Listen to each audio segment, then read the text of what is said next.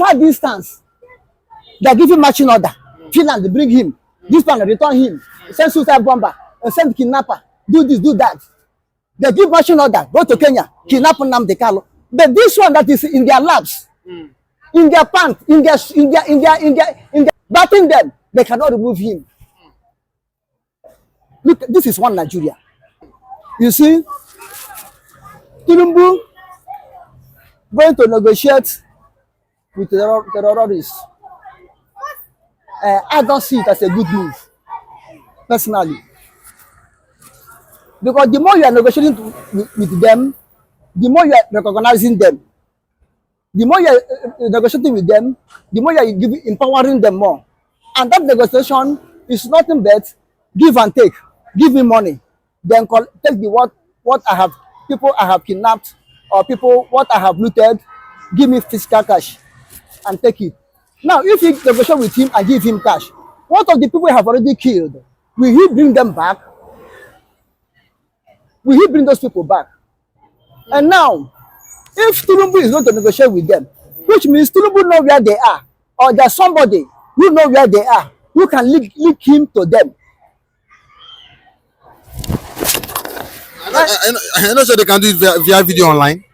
You mean? Are you sure they cannot do the negotiation via video online?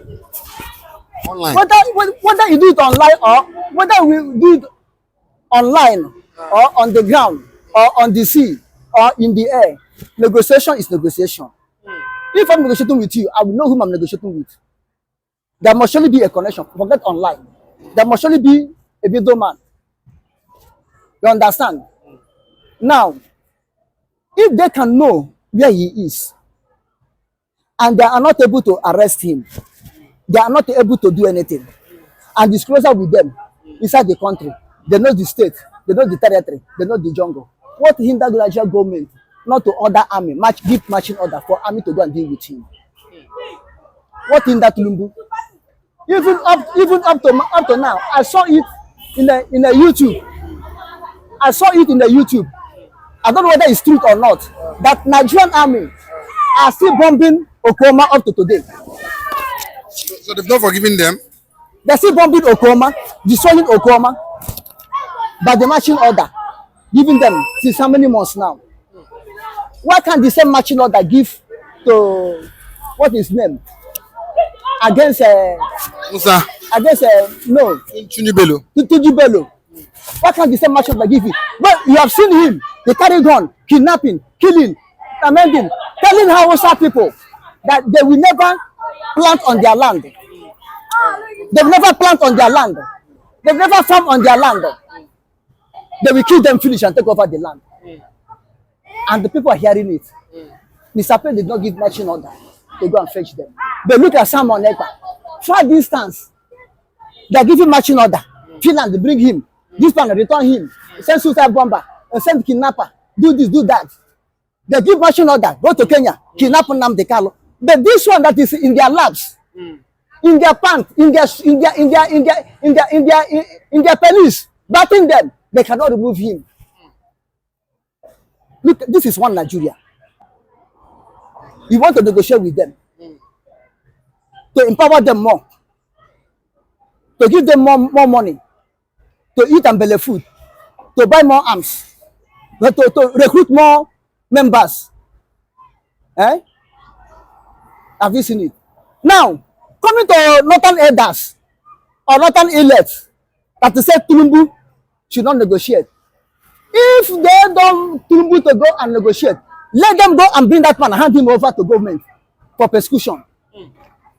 If they know that Tinubu should not go and negotiate, if they really mean what they said, that this one, they don't like him, they're not harboring him, they're not using him, let them go and do whatever they will do to get this man and hand him over. After all, Nnamdikanu, it was Igbo people that planned for his kidnapping. Let them plan for his own and bring him to Abuja with a handcuff on the hand and on the leg, and let him appear in the court and let us see what he do. I don't know. I don't know why it's impossible for them to get him. This guy has been, I think he's been working for them since he's been killing in the northern part of Nigeria for the past 4 years or so. So why is it difficult for them to? Remember, it was in the same Zamfara They give a bandit title, Sariki. I don't know what is this. Is it Shekau? No, Saka was dead. Medugri. I think it's this Turji Bello. I think the same Turji Bello. They give him title. Some years during the time of Buhari.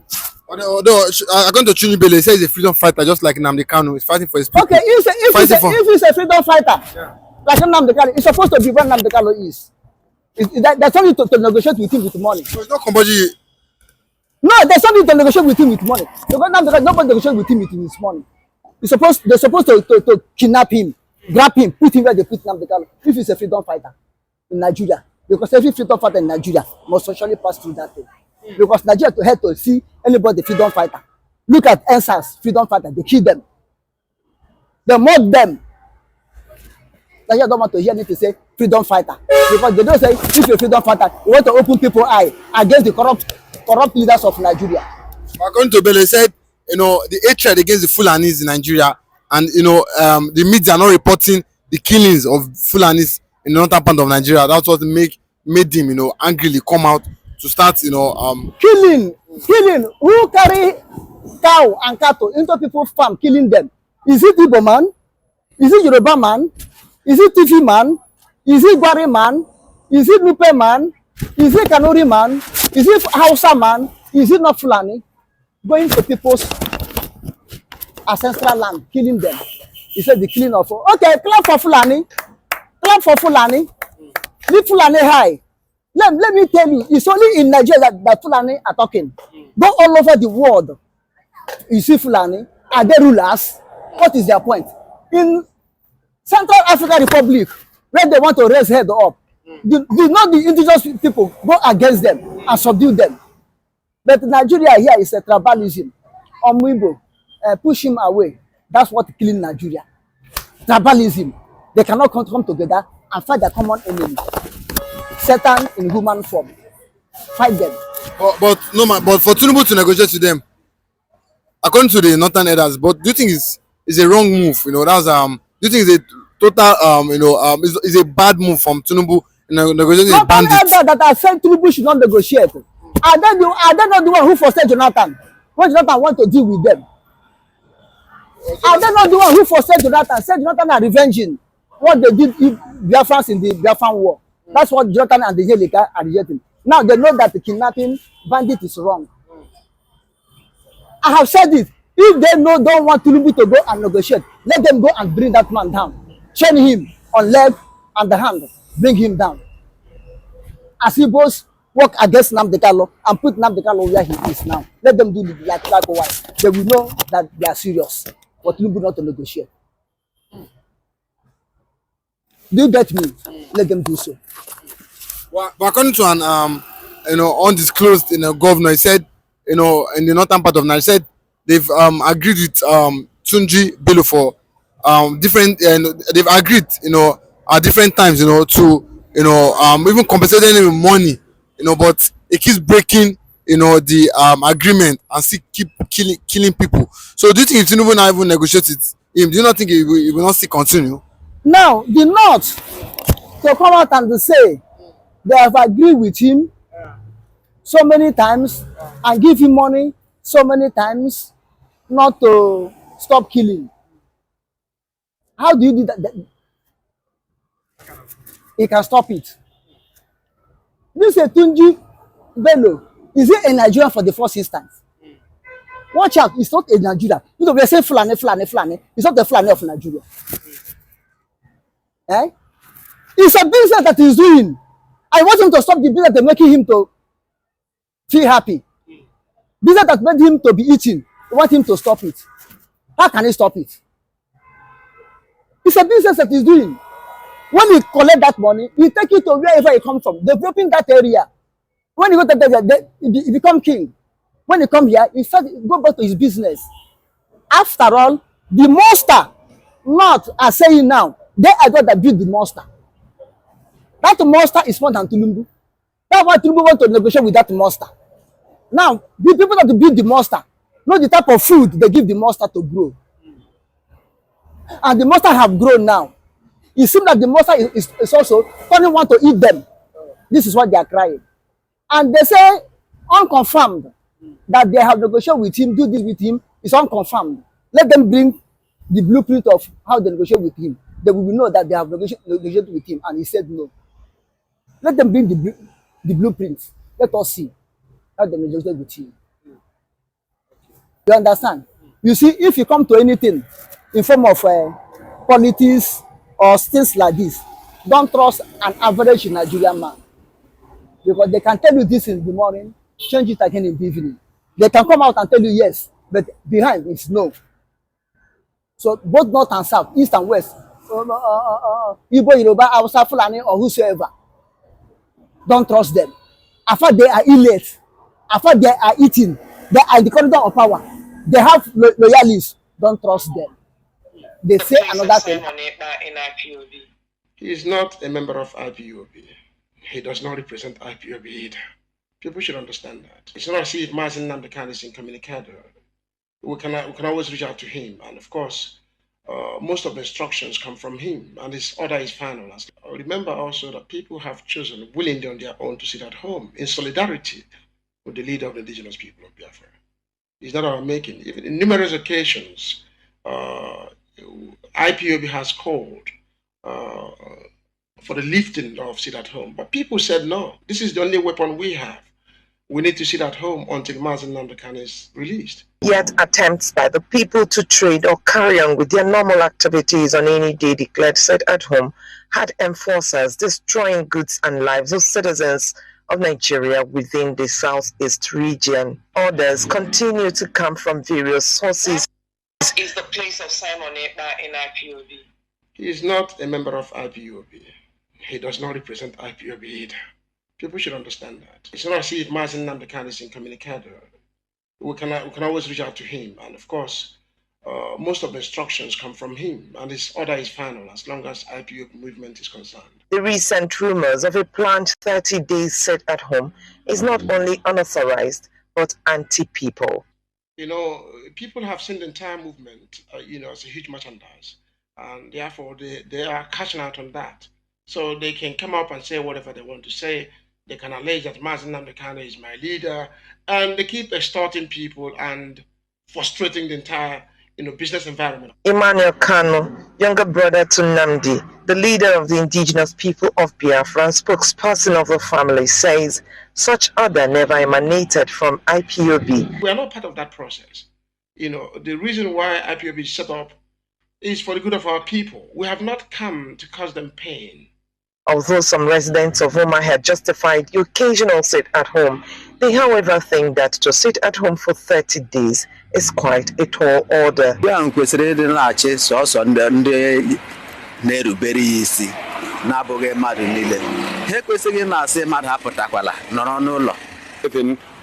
that are living in it every day. Money, anything they get, that is what they eat. And you're trying to keep at home for almost 1 month. It cannot work. It's impossible now. It's impossible.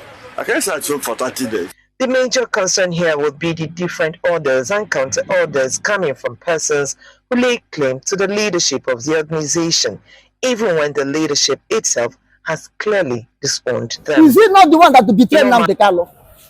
I was sure about that. I say he's the one. He's among them that betrayed Nnamdikanu. This is why he's untrustable Emmanuel Kanu. Emmanuel Kanu is a very shameful man. Very shameful. If I were him, I would not have come out and said anything concerning Nnamdikanu and the IPOB. He's supposed to be shame, supposed to cover his face. He's supposed to bury his face in the head in the mud, not to raise it up. He's supposed, when he's walking on the street, he take mask to cover his face. What did he do? So that people will not know him, that he's the one. But because he's a shameless person. He's as bad as that. He is bad more than devil. It's supposed for you to embrace devil than to come closer to him. When a snake enter your house, and Emmanuel Kanu, did you know brother of Nnamdikanu enter house? First of all, kill him before the snake. But it's his brother we're talking about here, and is he not someone that is trustworthy? Brother, a friend afar off is better than a useless brother is closer to you. That's what I'm saying. Because he's a shameless person. He's a person, not in his brain. He don't calculate well. This is why he's accusing someone. If you know and understand, without enviness and hatred, without the prejudice in his heart against his brother Nnamdikanu and against someone else, you could not have raised up to abuse someone else. How much more to say someone else is not a member of IPOB? Because without the struggling of someone else, by now Nnamdikanu could have been forgotten in the prison. Nnamdikanu could have been a dead person now. Is he not the one that betrayed Nnamdikanu? How sure about that? I say he's the one. He's among them that betrayed Nnamdikanu. This is why he's untrustable Emmanuel Kanu. Untrustable Emmanuel Kanu. That's what he is. Remember when Nelly Ofebu was jumping out, the Idu woman abusing someone else, doing this, doing that. People were accusing Nelly Ofebu that is part of them that betrayed Nnamdikanu. He's part of them that do this Nnamdikanu. He himself writes in his Twitter to Nelly and say, Nelly, people were accusing you that you know much about what happened to Nnamdikanu. Come and clear yourself. If not so, you are guilty. Nelly Ofebu came and replied her openly, both in Twitter and YouTube, that he's supposed to shut up his mouth. Is he not the one that collected money? Is he not among them that collected money to betray his own brother? Okay, you betray your own brother. You say you are struggling. Your own brother is in detention, and you are building hotels here and there. Where do you get that money? Then you ask him, where do you get that money? And to follow it well, before agitation, before Nnamdikanu, before betraying of Nnamdikanu, what is Emmanuel Kanu doing? What is his living? What is his aim of living? Initially, was he not capable? He wasn't capable. It was immediately Nnamdikanu was detained, IPOB issue came up that he himself supporting IPOB. The money IPOB got, that is not important, he supported it. Betray his brother, support the money, became the live fine. Is it not since the brother was kidnapped that Emmanuel, untrustworthy Emmanuel Kanu, start living fine? Start building hotels here and there. Then your friend will accuse him that if you open mouth again and call her name, whether in a good way or bad way, that he will expose Emmanuel Kanu. He will expose him. Since that very day, Emmanuel Kanu do not say anything again concerning Nelly Ofebu until Nelly Ofebu goes silent. If she's dead now or alive, I don't know. Or if you have entered coma, like Ralph or Wazirike, I don't know. But the woman is silent. And Emmanuel Kanu never one day up to today raise his voice again and call name of Nelly Ofebu, whether in a good way or in a bad way. Because that woman is a crazy woman. The woman warned her that if he in any way mention her name again, you will expose him to the last, how everything happened. The role he played, Emmanuel Kanu played. Now, the same Emmanuel Kanu come and be accusing someone else who is more innocent than him, who is righteous than him, a man of iniquity, a heartless man that sold his brother. Come to challenge a person who is working for the release of his brother. He said ekpa is not a member of IPOB. That is not a member. It's not that even the sit at home that even cancelled. They even plan to even cancel the 1 month sit at home. That why we ekpa grant. If he say that someone ekpa is not a member of IPOB, in one hand he may be right, in the other hand he may not be right. Okay, look at it. We have Ford Motor. We have Ford Motor in America, owned by American company. Then there's a Ford Motor, Ben Ford. There's a Ben Ford owned by Britain.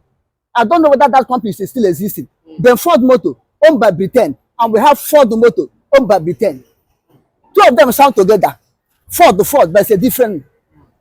All of them are motor, but there's a different. This is Ben Ford, and this is Ford. Now, Ben Ford does not belong to Ford. And the Ford does not belong to Ben Ford. That's how this thing is.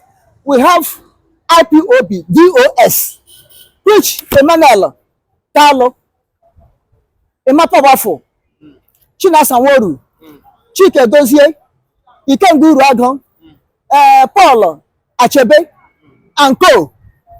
Even though your friend and co belong to. You understand? Then we have IPOB, autopilot. You see the differences. We have IPOB autopilot and IPOB DOS. It was IPOB DOS betrayed Nnamdi. It was IPOB DOS make Biafra movement to be stagnant. Biafra movement was completely stagnant before Simon Ekpa come out with IPOB autopilot. And remember, Nnamdi have already recognized Simon Ekpa as one of the championing head of the struggling. When I think some weeks before he was betrayed, up to 4 to 6 weeks before he was kidnapped. Whenever Nnamdi will do broadcast, he will say, listen to that young man. Listen to that young man, Simon Ekpa. He's doing a marvelous work. He's doing a fantastic work. Everybody should listen to him. Everybody should buy his ideology. Everybody should follow him, including DOS. Everybody should listen to him. This man will take Biafra struggling to another dimension, to a good dimension above every other dimension. So Nnamdi was fully aware of Ekpa's Nnamdi was fully aware of Ekpa, and then Nnamdi was the one administered to Ekpa personally. Personally, to be a member of IPOB, personally, between him and Nnamdi, all this is free. We are nowhere to find. The meeting, Nnamdi went to Kenya. They kidnapped him over there. Nnamdi proposed to went to that meeting was immediately he returned back from that meeting. Then he will make it officially that Simon Ekpa is second in command. Because that time he don't have second in command. Because Uche Mefo, who was second in command, had betrayed him and collect money and join become Nigerian agent and pull away. Out of Imam Powerful. Imam Powerful was then so-called publicity secretary or agent or whatever. They give him. Ikengu Uruaghan was handling South Africa IPOB one family that time. You understand? So Nnamdi wanted to come back and announce officially that Simon Ekpa is second in command after him before they kidnap him in Kenya. This is a man that is coming out to say that don't know anything about IPOB. You have no post. You have nothing in IPOB.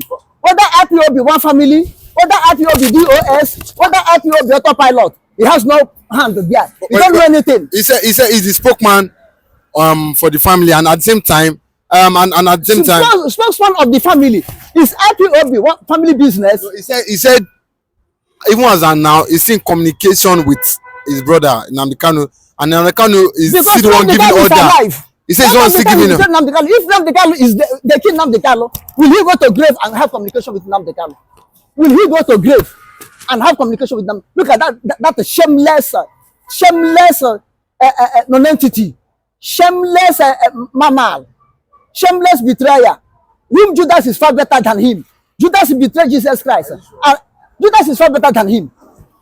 Because one, Judas betrayed the whole savior of the world. Listen, Judas betrayed Jesus Christ and later have remorse that he betrayed Jesus Christ and took the money to the high priest and the Pharisees. They say no. But this one has no remorse.